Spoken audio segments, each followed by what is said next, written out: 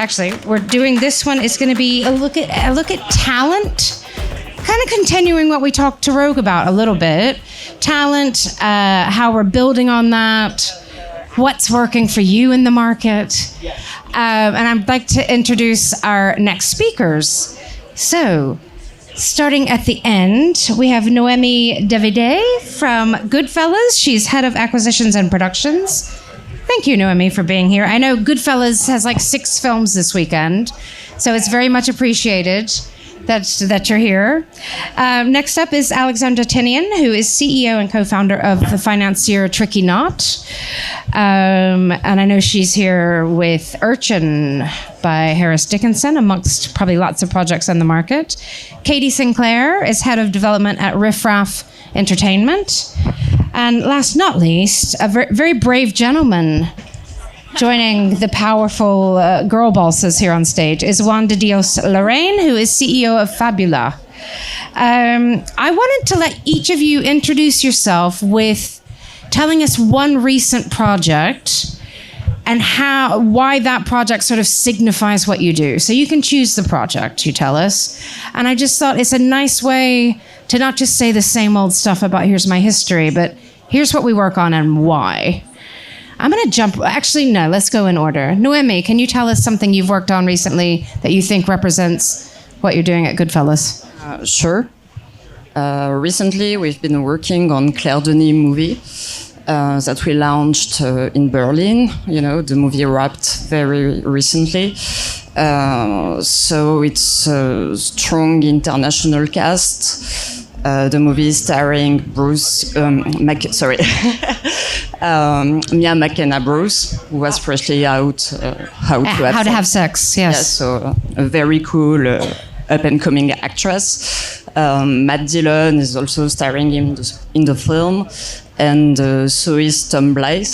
So very cool international cast. The movie is French, so it's financed through soft money that we raised in France and in Europe, and we still had a gap that we raised through private equity and pre-sales.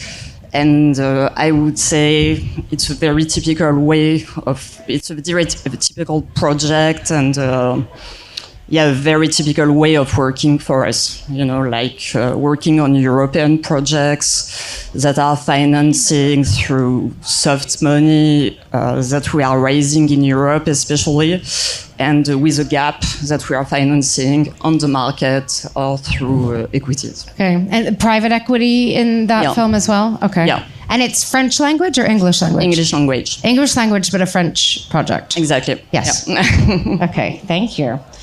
Alex, Tynion. Hello. Ooh, okay, it's sensitive. So Tricky Knot, what we do is it's an entertainment financing and development company. So we partner with who we believe to be our next generation movie stars, and we incubate their production companies, and then we work with them and develop their slates and co-finance their projects. So we started about 2 years ago. We have 8 partners, one of which is Harris, very much who we believe is already a movie star. But Harris is here with Urchin, and we co-finance that with BBC and BFI, who are amazing. And why that's reflective of the types of projects that we co-finance. One, it's in partnership with one of our companies, Harris's company, Divisio. 2, Harris wrote it. He directed it. He also co-starred in it, quietly and surprisingly too many. And then also the third reason is that it's a co-finance. The majority of our projects we are co-financing. There's a few exceptions to the rule, but for the most part, we do come in, we structure the deal, but we offer allocation to our friends and family. So this year we have already shot 1 film. We have 7 more that we are going to be shooting at the back half of this year. Wow. Are you based in New York or LA? Based in New York. Okay, great. But we have a number of UK partners, so yeah, we are remote and mobile. Okay. And you, sorry to follow up so quickly, but you are backing companies, but you also, in the case of Urchin, put money into the project as well. Yeah, You can't do exactly. both. So we do really 3 things at the company. We incubate, we invest in, we help build the entity, the company itself. We co-finance, we help develop those projects and finance, as I said, and then we also finance development for specific projects with our partners. So we're financing, 10 scripts this year, of which they will all be shot next year. Okay. And then you're coming also in on production finance for some of those, not just development. Yes, Yeah. the second one is us co-financing the actual film. Production. Okay. Thank you. I'll leave you alone now. Let's come to Katie. Hi. So yes, as you say, I work for Riff Entertainment, which was founded by Jude Law and his producing partner, Ben Jackson. The movie we put out, it premiered in Venice in competition last year, went to Toronto, was The Order. Justin Cazell directed. It was written by Zach Balin, and it starred Jude and Nicholas Hoult. That was one that we boarded quite early, developed the script, and then put it together. In the end, we took it to market, and AGC picked it up and underwrote it and then sold it. So Amazon bought it for the rest of the world, and Vertical bought it for the US. Okay. When did they buy it? Was that before Venice? Or was that sort of Before Venice, yeah. Before Before the we shoot? shot. Before the shoot. Okay. And what sort of, I don't know if you can give us a budget sort of range. God, sorry. It's hard to say. I mean, I would say pretty sizable for a, it's a drama thriller with that cast, and Amazon came in, and that was really what got the budget up to where it was. Was you Amazon. had that before the shoot. Exactly. Great. And I think the reason it exemplifies what we do is, I don't know if anyone's seen the movie, but it's a 90s style sort of heist thriller that a lot of audiences would go and see and just be really entertained by. But it's also about white supremacy. It's also got a social message. Exactly. Yeah. And I think for us, people talk a lot about Trojan horsing and this idea of kind of sneaking messages in. We don't really like to do that because we want all audiences to be entertained. So I think it's about finding projects that sort of work on multiple levels, that are sort of entertaining in their own merits, but also have something to say. And that's something that Jude really cares about. And Juan, you're producing lots of films, right, at Fabula? Yeah, You're a we're powerhouse. Well, we're a Chilean company originally, and now we have offices in Mexico and in Los Angeles.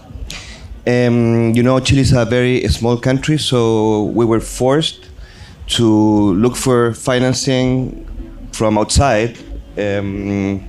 So traveling was a permanent sport in order to understand how to do it.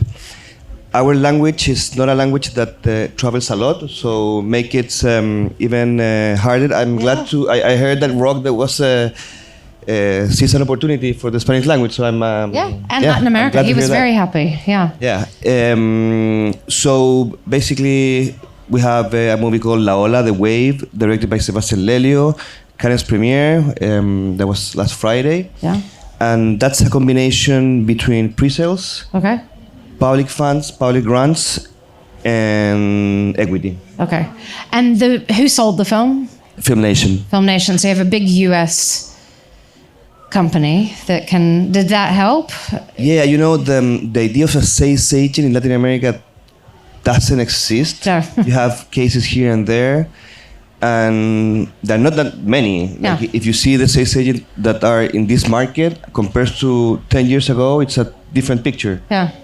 So, we have been working with Glenn Buster in several titles. Yeah. We're building a long-term relationship. Okay. And that film, does it have a name cast, or is really Sebastian is the name? The director is the name. The story is about 4 very young people that start a movement in a university movement in 2018. So it's very young people. Okay. That has not developed a career yet. Okay. Did that pose any challenge to pre-selling it because it doesn't have any names in the cast, or was it Sebastian's vision that could help sell it? Well, we pre-sold Latin America. Okay. To a platform, and that was very important to structure the film, and. But we sometimes we go against Netflix and Amazon and Apple because they're killing the theatrical window. But in this case, we have to be grateful because they really trust in the film, and it was a big budget for Chile, the biggest ever done. So it was a big bet, and they knew that they have to develop the industry accordingly. What's the platform called? I cannot say it. Oh, because it's still here. Yeah, it's here. Isn't there a logo on the screen? It's not a secret, but if you say it, we think that maybe people will not go to the cinema. Okay, never mind. Go see it in the cinema. You'll get a theatrical release, and then it'll go on the platform. But you needed that support to get the film made. 100%. Yeah. And just one more. I'm drilling all of you like a drill sergeant here. The private equity, is that from Latin America? Was that from Europe? Was that from the US? Where did that come from? Well, it's Participant Media. Oh, yeah. That unfortunately doesn't exist anymore. Okay. This was the last project they made, so thank you. Okay. We made Great company. 5 films with Participant. So, and the other partner is Fremantle. Okay. That we are doing. You have a deal with Fremantle. Yeah, we have a first look deal. So again, it's long relationship. They also was part of Maria Callas, the film. Okay. I think if when it comes to equity, if you go shopping and then you get some money and the next movie you shop again with somebody else, and then it doesn't make sense, because what should happen is that some bets will go fine, some will go wrong, but you stick together. It should make sense. Yeah, more of a slate deal, Yes. Katie, I wanted to come to you because we've been seeing here these companies set up by talents to have maybe a little more control over their careers and get the work they want to be in seen and done the way they want them. What impact would you say that Jude, being a co-founder of Riff Raff, has? Does that open doors? Do you also work on projects he's not going to star in? I think you do. Yeah. Yeah, very much so. Yeah. So, look, we'll always be looking for brilliant projects for Jude to star in. But for Jude to produce and star, it's a lot. He's very hands-on, and he'll also act in things that he doesn't produce. So we certainly can't build a sustainable company just on one actor and his availability, even though he does like to work.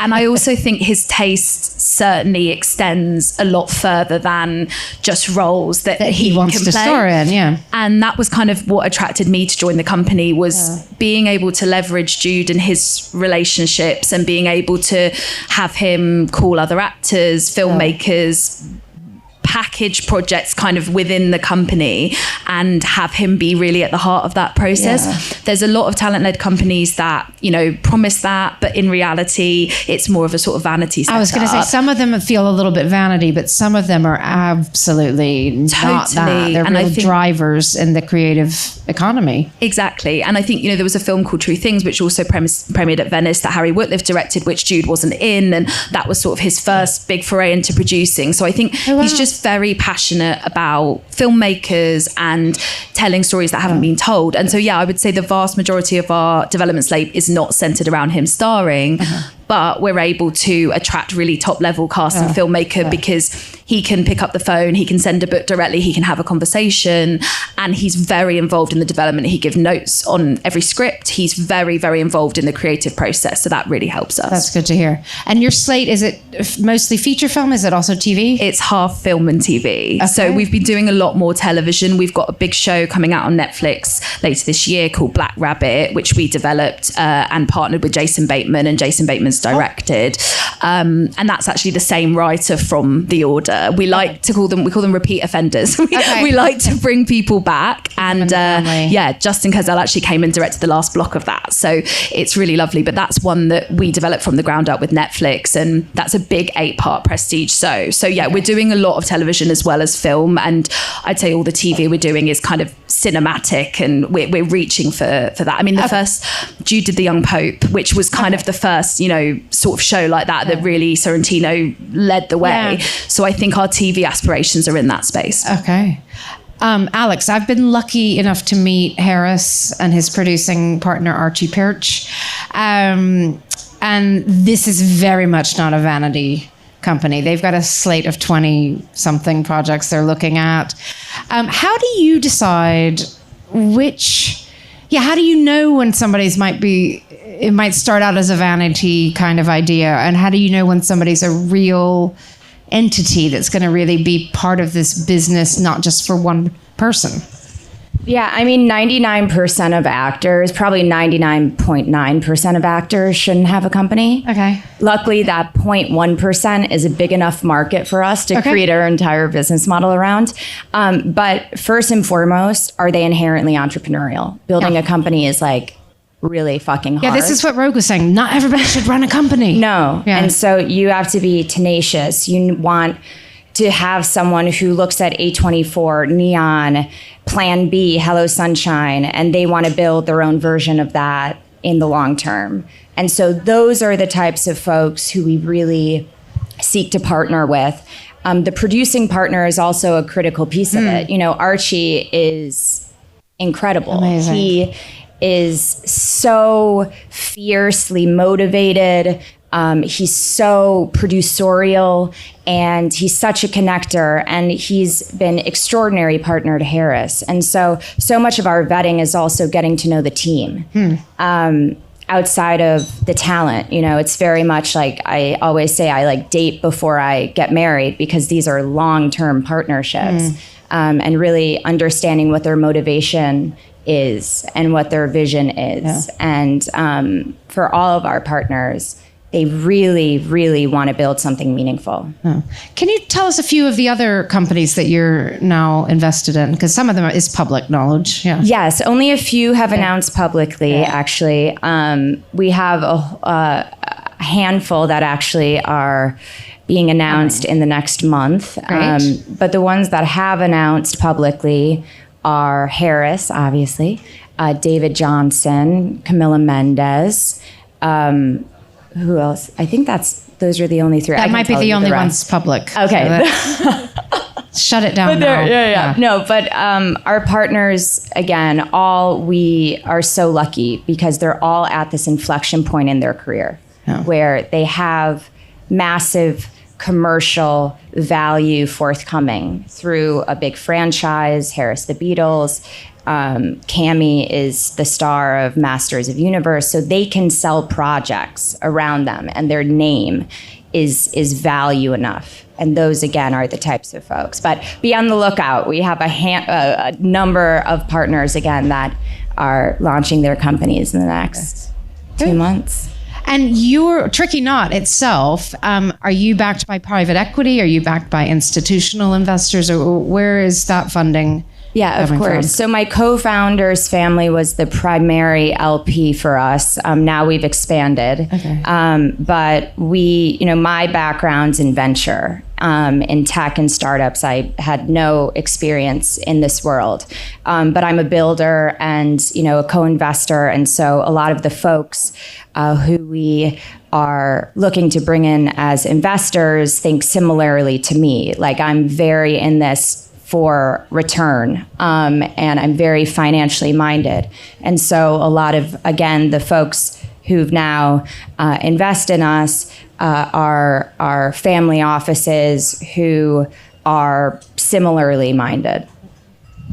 And Noëmie, coming to you for Goodfellas, I'm just wondering, we heard Rogue speaking a little bit that sometimes still just local for local works, but Goodfellas is also this big international sales company, and you probably want to sell things more globally. So do you ever work on something that's just local language for the local market, maybe for France? Or do you always look at the global picture? Not really. Yeah. Because the heart of Goodfellas is really international sales. So we don't really have any interest, at boarding a project that's too local. We are almost always looking at projects that can travel.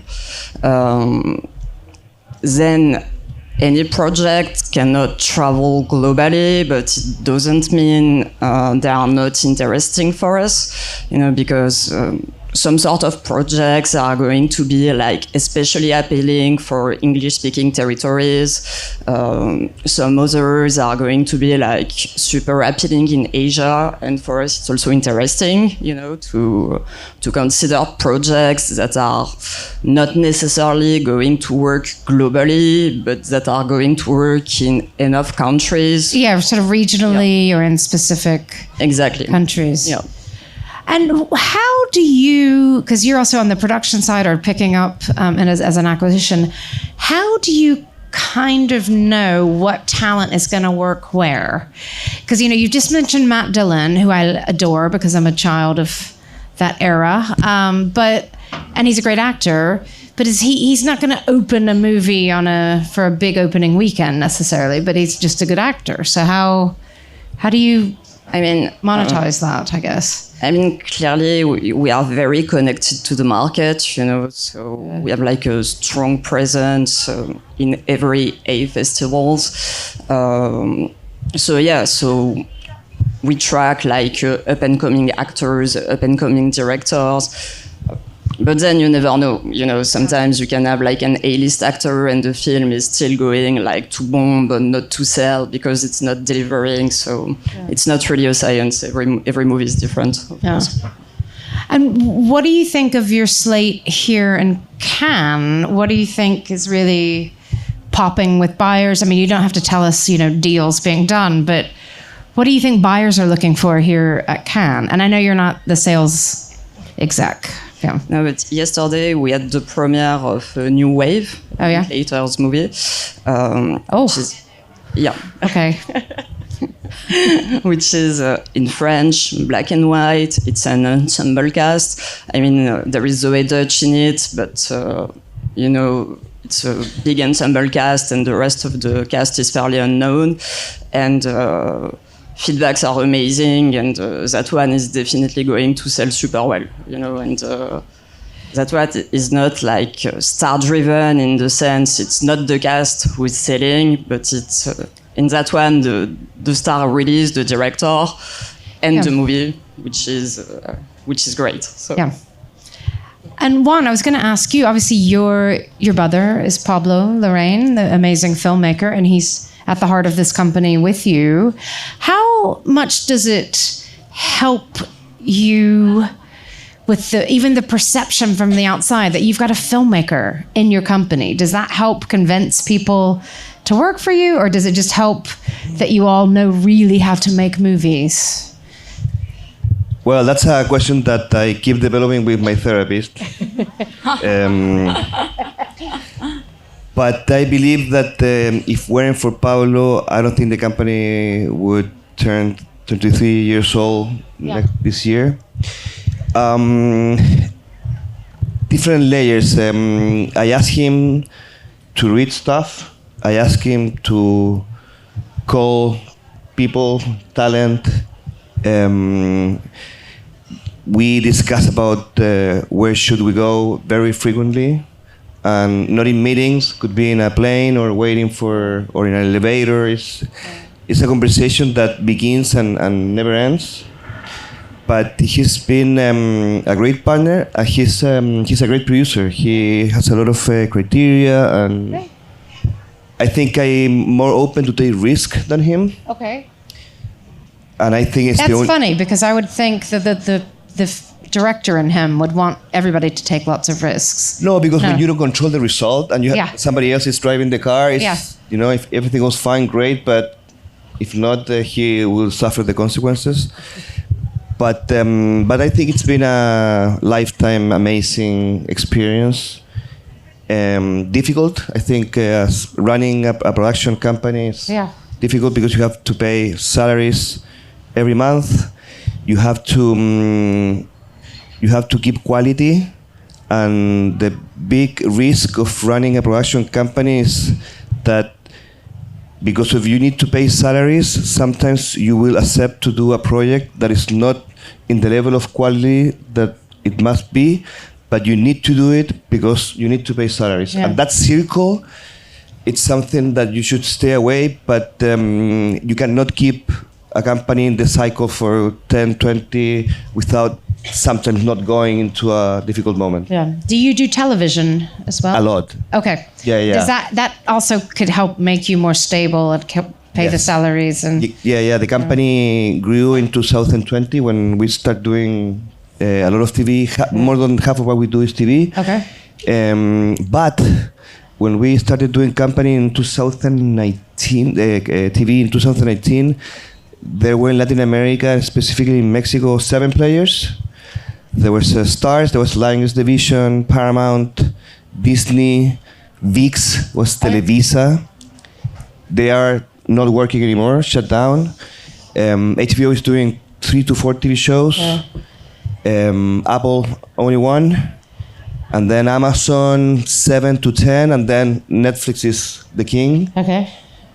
But so it's less offers, less opportunities for the same number of competitors. Okay.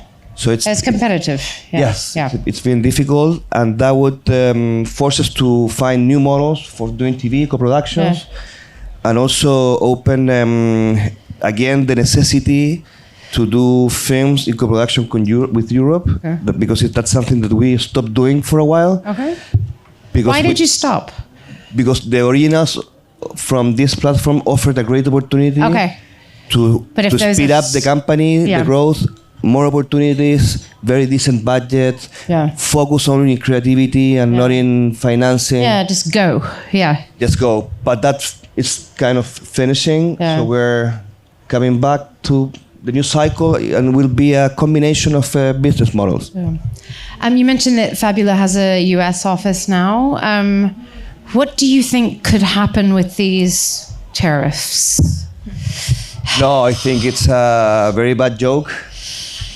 Nobody understands what it's about, and it's one line that the wind will take somewhere. But I think it's a signal that this idea of capitalism has nothing to do with culture. And I think it's the wrong way to see it, because I think the US has an amazing opportunity to come back and being a place to produce. But the guilds and everything put all the numbers very up. So if it's not with tax credit or cash rebate or subsidies, there's no way that the US will come back to what it was 10 years ago. Alex, do you agree? I mean, it's dark. This is what's hard. I was actually talking to all my partners about this because, Trump, I don't support him, but he is very emotional, and you have to take these types of statements seriously, and you have to create backup plans in case something does roll out in the short term. So that's what we're doing. Half of our films this year are shooting internationally, but we are creating contingency plans to still be able to kind of hit our targets should something be passed in Q4 and it dramatically decreases our financial, upside. And Noëmie, how are you looking at the English language market versus local language or non-English? The English-speaking market is much more talent-driven than in the rest of the world, So cast is going to be like a much more important piece than for an European movie, like a standard, let's say, European movie. We do a lot of English-speaking movies because as a company we work like on 30 movies a year. So a fair amount of them are English-speaking, but those ones are much more market-oriented and relying on cast. And let's talk about that really up front, is when do you have to have cast? Because I know there's probably a lot of people here who, do not have access to Jude Law level talent to star in their films, and maybe they're starting out as a first feature or something. I mean, Urchin isn't really talent driven in some ways because Frank is not a name yet. I mean, I think he is going to be after this. I mean, he's a name-ish. No, he definitely couldn't sell the movie. Yeah, he's not going to he's not going to greenlight a film on Frank. And Harris was an unproven director. Mm-hmm. And he's in a tiny role that he didn't really even announce that he was doing. So there are times when you don't have to have the names. Can we all talk about that? When can we do that and support those? When can we take the risk? When it's an incredible movie. Yeah. So it had to be a great script, everything. Yeah. I mean, at the end of the day, like Harris himself adds value to the project. Yeah. So he's not starring in it, but people want relationships with him. So it makes bringing on a distributor easier, the prospect of it easier. But there were conversations. I mean, it was a massive risk, and it took Harris 2 years to finance that movie. Yeah. So not easy. Yeah. I've heard him talking about he was here in Cannes 2 or 3 years ago and just had the most miserable meetings when he was explaining his vision and people were like on their phones. But you got it done, so congrats. Noëmie, this is something you deal with every day. So when can you take the risk on unproven talents? No, I completely agree. You know, you need like a great package, great material, you know, a director with a clear and strong vision, and an economy that makes sense. You know, if the budget isn't too crazy and if you believe in everything else, you can take that risk, and you don't need like a very famous cast to take it. Yeah. But the creative is key. Yeah. And having a director you believe in, at least for us as a company, it's crucial. Yeah. Katie, what about you? Especially with maybe behind the camera, with newcomer writers, directors, when can you help them get their start? We're doing a lot of that. We're doing a lot of like packaging, partnering. So linking up particularly British writers, playwrights, really interesting people. I think there's a real dearth of strong British film writers because most of the writers in the industry in the UK are kind of pointed towards television. It's a lot more accessible. And so we're doing a lot of that work with these playwrights and then sort of teaming them up with more established directors, potentially people Jude's worked with or has relationships with, which then allows buyers to have like a level of confidence in a little extra security level. Exactly. Yeah. And it's something that we're really passionate about. So, you know, we've got a show that we're developing with a brilliant British playwright. We'll be developing it with the BBC. That's a Black British lesbian Sex and the City half-hour show. Cool. Now, if you think about something like that, that's not something for Jude to star in. He couldn't do that, but it's something that he's super passionate about. Yeah. And, you know, we have been able to give the writer the space and the opportunity to develop that show. And we can sort of put a really interesting director of that and kind of put it together. So I think it's about nurturing where possible, but not allowing those people to go out too much on a limb and giving some comfort to buyers around them with more established talent that we have relationships with. And for each of you, I wanted to know where you are looking for new talent, especially on-screen talent. So new actors. Like, how did you cast The Wave? You know, how did those certain girls rise to the top of the auditions? And where are you all seeing bright spots of new talent and how to find them? Well, in La Ola, the actors, they are very young, have 20, so they're newcomers, new ideas. But when it comes to Spanish, it's very, very difficult because you can have Gael Garcia or Diego Luna, and doesn't mean much in terms of sales. In terms of prestige, it does. But when you run... even Gael can't sell a film. Okay. Yeah. We should call Pedro Pascal. He's Chilean. Okay. Yeah. One day. Okay. So he sells a film. Yeah. Yes. Yeah. But sometimes there's one star here and there. Like there are names, but not many. Yeah. And Noëmie, you sort of have the whole world that you're looking at talents to work with. How do you figure out who and where and how? I mean. We are scouting like every festivals, you know, watching shorts. We are also like taking a close look at upcoming TV series. and we work with top cast directors everywhere, so they're also very precious allies, obviously, because they are going to give you insights of who is going to be a major star in the next few years. So that's very helpful. Yeah. Alex, what about your network? Because you're going one step further, not just letting people cast, but like people to invest in. And where are you finding the right people? Yeah, I mean, we're really lucky now. All of our partners or forthcoming partners are really referrals from our current partners. Okay. So that's also how we help with cast. The community effect is incredible. With Cammie, she wants to cast her friends, or, she's watching everything. She kind of is flagging someone who she thinks is extraordinary. But we do take risks, but we do it with kind of the backing and the conviction of our partners, just like, with Urchin. Yeah.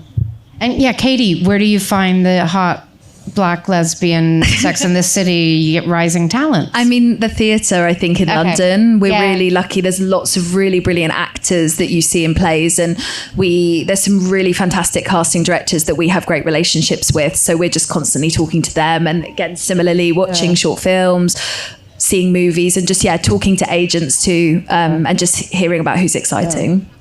I'm going to repeat a question I asked Rogue, not because I'm lazy, but because I just want to know how you're seeing budget levels. Does it feel like they're squeezed? What can unlock more budget? Yeah, how tough is it to get the budget you need? Noëmie, you're on the front line of that. Once again, it depends. At Goodfellas, we also have a sister company called Veterans, which is a top US-based sales company working on big American films with big budgets and a major cast. When they announce a big action project starring Jason Statham or Gerard Butler, they are going to be sold out in 24 hours. And those budgets can be like up to 80 million. It's going to sell in 2 minutes. Okay. And then we might struggle with like an 8 million movie with like a super cool quality cast, but which is going to be like more challenging. Yeah. Not necessarily like TV driven enough, or a director that's not like confirmed enough yet, and those ones are going to be like more complicated to put together than an 80 million movie, which is exactly what the market is looking for. So, yeah. Juan, what are you seeing on budgets? Have those changed in the past 10 years? Spanish speaking? Yeah. Well, it depends on what are you doing. I think the biggest film has been Pedro Páramo for Netflix, original. I'm sure the number, but in the range of 15, 20. Yeah. And then from 2, and in Chile goes to 2 to 6. Okay. But that range. But I would say most of them are around 2 million. Okay. And that is comfortable? Or no, it's very difficult. No. Okay. No, it's almost impossible. Yeah. What about soft money in Spanish-speaking world? It's Mexico has not done much. They have the Efficine, which is it's great, but only for a few titles compared with what is needed. Then you have Colombia. It's been great. Great subsidies and incentives to shoot there. Same with Uruguay. And recently, Chile launched the first cash rebate. Okay. How much? What percent? 30% if you shoot in Santiago, in the capital. Okay. 40% if you shoot outside Santiago. Okay. It's very good. That can change the kind of the structure in 3 to 5 years. Yeah.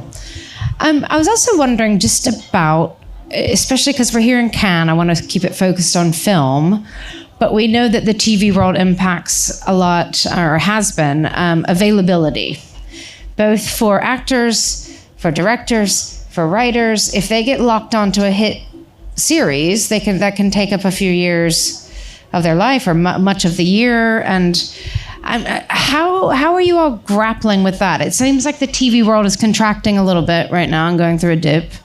So does that mean talent is more available for film right now? Where do you see... Katie, maybe you can take that one. I mean, I really think it's the quality of the material. That's what I'm finding with all the actors that I directly work with, but also widely, is if they're being brought remarkable films, they'll prioritize that. TV obviously can be very lucrative, but also there's some amazing cinematic television out there. I think with people like Jude and people his sort of range, like limited television is a lot more appealing, obviously, rather than a long-running series. Exactly. I think getting, you know, a big star to sign up to a returning series is really tricky. So I think, you know, in terms of those names, if they are doing television, it can knock them out for a bit, but usually it's not for a returning thing. But I do think that I certainly feel that it is about the quality of material. And with film, you know, we're always pushing for a theatrical release and we want that. But I think with TV, you know, there's certainly a lot more people, Jude and Jude's, you know, really excited because the sort of directors, the sort of writers that are working in television and the quality of the television that's out there. Alex, are you working and backing TV as well? Hard question, because we're backing the companies, and all of which are developing TV projects. Okay. But to the question around scheduling and mapping things out, you know, everything can be sorted. So if someone gets an incredible project and that locks them out for 6 months, there's a way to maximize the other months that are available. So I think it's just, you know, there's a lot of movie stars right now that are going to TV just because of the contracting market. But teams, like their jobs and the agents and everyone, the studios, is like to figure out a way to make it work. Yeah. And Noëmie, how do you find that, getting the people you want to align when you can get a green light, get it shot, if they're being not to say distracted by TV, that's the wrong thing, but is it hard? Is that scheduling still a hard problem? A nightmare. Yeah. No, it's a nightmare. A lot of projects are falling apart because you're losing an essential piece of cast 1 month away from beginning of prep, because like a bigger paycheck came from TV, or because schedules are not aligned anymore. And I would say right now it's probably the number one issue when you're dealing with cast and with top cast especially. You know, it's because when you log them, usually it's like up to 1 year in advance, I would say. Then you work your financing plan around those names, and then you get closer to the date, and like a big TV HBO show is coming along, and you don't have a leave anymore. So you have to push, you have to recast, you are losing like pieces of your financing sometimes. And I would say today it's like the trickiest thing to manage, you know, because it's not that cast and A-cast especially are not reliable anymore. It's just, movies are complicated to put together, as we know, so start dates are often not set in stones. Movies are pushing, and we have schedule conflicts like all the time. And this is one of 1,000 reasons I will never produce, but how do you do that? Do you sort of have plan B options, not the company, you know, other options that you have to go to?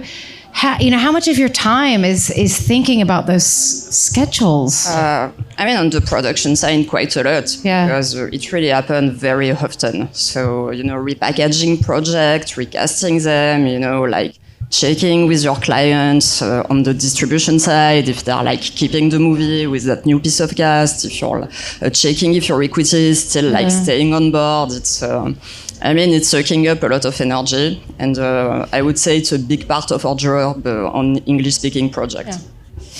Yeah, I couldn't do it. Good luck.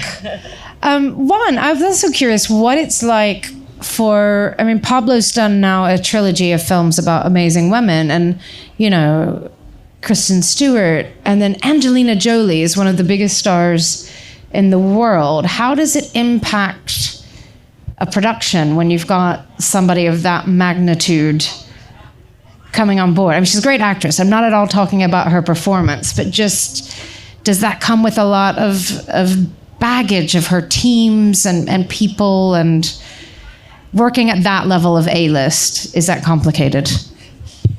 Well, we did Jackie. Oh, Jackie then first, Spencer. Natalie. Yeah. So our first interaction was with Natalie Portman, and then Kristen Stewart. When it came to Angelina, we knew how to manage that. But there are some very strict rules that even if you like them, you need to respect them. Okay. Like what? Could you give us an example? Flights, people that fly with. Or hair and makeup in business Yes. class and certain Yes. things. Okay. So you say, Demi Moore has to travel with her dog, you know. for example, you say, Enough. it would be Yeah. great to have this man in front of the camera, but that's how it is. And if Yeah. you don't like it, don't do it. Yeah. Okay. Because you were not going to change that rule. Yeah. You can accommodate things, but there are some. For example, when we shot Maria, we shot in 4 different countries. So 4 company moves. So the solution was to rent one plane, a charter, with everybody in, including Angelina. She Okay, was the she's last not in in, a first private- out okay. of the plane. Yeah. With logistic, and so we talked to her and said, "Is this Can fine?" we do She's this? great, Yeah. all together. Okay. Yeah. So, yeah, I haven't worked with an unreasonable actor. Okay. I have worked with crazy people, but in terms of when it comes to expenses, no. Yeah. But I know about some stories that. Yeah. Yeah, but TV created a bubble Yeah. that is not happening anymore. So I think you can find much more actors and writers available nowadays. And that bubble also brought as a consequence this kind of excess Okay. that I think now are Okay. coming back. Okay, good. Alex, did you have something have you worked with sort of that A-list level and of cast yet, or coming We up? may be soon. Okay. But there's what's nice is that our partners are really reasonable too. And so for Cammie's, for her big Amazon and Netflix projects, her fee is not the same on a starring vehicle that she is producing. Championing, yeah. Yeah, and her requests and her rider is different. But we can always request her love of La Croix. But Okay. I think there's a level of self-awareness with our partners and the types of projects that we're doing versus the studio projects they could also be doing. And I have to say, I did a talk in London with Harris recently. He wouldn't even accept a taxi. He wanted to go on the tube. It was like, man, you are a star. You can be a little more demanding, But good when people are doing things for the right reasons and the right passions.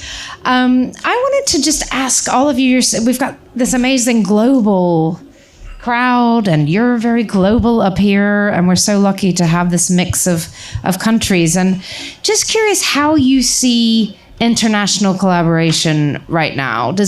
It seems like almost any project to be successful needs to probably have more than one country in it somehow, or even if it's Fremantle or it's your office in the US. I mean, am I being crazy, or everybody needs to work together? No, I think you're totally right. It's been like This has been. but I think that the rule that we all should respect is that we should follow the story and its organicity, and the fact that sometimes you need to bring a talent or that is not naturally connected with the story and can affect it. It's not a good idea, and we should prevent to do that. So collaboration, but respecting what it needs to be done. Creative, something that makes sense creatively more than just financially. Noémie, what sort of co-productions are you doing, and are they all co-productions, most of them? I mean, they are not all co-productions, but we do a lot, and really we do like everything, you know. We work with every country. We try like to be creative and flexible in the way we work, you know. So we are working with talents everywhere in Asia, in Iran right now. We have Saeed Rustai's movie, which is premiering in competition on Thursday, you know, that we co-produced and helped put together. We are working on a lot of English-speaking projects. Right now, we are working on a project which is like a co-production between Finland, Lithuania, the UK, France, and with American equity on top of it. And we have discussions with a Japanese partner who want to put a piece of gap. So you can imagine the waterfall on that one. The lawyer's calls too much. So I agree with Juan. You know, it has to make sense. We have to be respectful of everybody, and creatively speaking, it has to be coherent as well. You know, and you have to find the right partners for the right projects. Yeah. So. Katie, is Riff Raff looking at a lot of European co-productions or working with the US, or where is most of your partners coming from? Yeah, I would say the US primarily, as well as the UK, and then Europe as well. I think what's a really lovely thing about being a talent-led company is literally that, being talent-led. And there isn't sort of a land grab of we need to, you know, we like to, as Rogue said, own IP and develop things. But in terms of production, we really like to collaborate. We see producers as talent as well, which they are. But I think it's something I'm going to use that line, because I think they are. Genuinely. And I think for us, that's what we're led by, all of our material. And so we're really open to where the most interesting partners are and how we can sort of get things made. And that's something that Jude really leads with and is so collaborative in his nature. So we're kind of open, but I would say primarily sort of the US. The show that we've made for Netflix, we made out of the US. So we're very open to that. US, UK, those connections you think are working well right now? Yeah. They are, yeah, I think so. I think there's a real interest in British, I mean, it's TV, but for example, the success of Adolescence in the entire world, you know, that's really exciting for us. And, you know, we're working with some of the talent involved in that show, which is really exciting. And I think having that sort of lens on the UK and people all around the world looking at what we're doing, because that show is a very kind of intimate local show. And I also think looking at the selection of the festival this year, there are some incredible British debuts. Obviously Harris's, Harry Lighton's, Akinola Davis. There are some really exciting British filmmakers that are coming out. So I think there's a global interest in what we're doing in the UK. And we, because we have Jude and because we have the relationship with the US, are sort of primed to harness that. I'm just going to wrap up with one more question, is that almost nobody can fully finance themselves, maybe very, very, very rarely. So you all need collaborators. And as we were talking before, this is not the easiest investment film. It's an exciting investment, but you know, maybe you would make a better investment in an old bottle of wine or a classic car or a flat somewhere. But who is taking risk with you? And I don't mean a person's name, but who do you see taking risk in this industry to finance interesting projects? Or maybe you can say a company if you have one, but who's doing that? And do we have enough people taking enough risk? I think they are. Okay, good. This is an industry where a lot of wealth people would like to do something that just creative, I think it's more that the idea of working a red carpet, that's it's the wrong phase. Yeah. It's truly believe in art, and there's people that helping make art happen. Yeah, they don't want to waste the money, but they want to keep something, you know, that is self-sufficient. Yeah. And we have had some experiences in that field for example, with Participant. Oh yeah. And I think Fremantle is a company that came from entertainment and reality shows to free TV and TV shows, and are doing very fine and very well curated movies. Yeah. And they are betting, and we have been very lucky that we have been part of this group of companies that they have been supporting. Yeah. An amazing sort of network and collaboration amongst those companies. 47 companies. Oh my gosh. Okay. Katie, who's taking risks? I mean, in the UK, we're so lucky to have the BBC, Film 4, the BFI. I think they are still really a cornerstone partner for all of us who work in the UK in terms of taking risk, but also they board more commercial projects too and sort of want to do second and third films with people, which is exciting. I think there's definitely, as you said, there's individuals out there who are just really passionate about cinema and who want to see certain stories told. And if you can find an alignment with them, then that's what's really exciting to us. Alex, I was going to ask you who's taking risks, but I think you're taking risks, so thank you. But who else? Yeah, who's... Yeah, I mean, again, I come from finance. That's where my head always goes. And there are an extraordinary number of tax benefits for investors who think about creative structuring to offset their tax liabilities. So in the US specifically, especially shooting domestically. So folks who are well-versed in that, especially the large, family offices in the US, but also I actually disagree in that what I'm seeing is that people are far more risk averse right now, especially in the US, given the, volatility in the market. So I think it's just, people who have had experience with investing and using it as a diversification strategy and a way in which they can, protect their larger wealth. Noëmie, last word. Who's taking risks? And we are. Okay, good. Because we are also investing in films. Yeah. We don't have always the capacity to fill a gap completely by ourselves. So we tend to team up, with other partners. And we've been lucky enough so far to always find people passionate and that are like as director driven and and as committed and passionate as we are. So you're all passionate. You're all making it happen. Thank you for coming here and sharing a little bit of knowledge about what it's really like out there, getting these projects financed and made. So we really appreciate it. Thanks for joining us. Thank you for being a great audience too. Thank you. Thanks.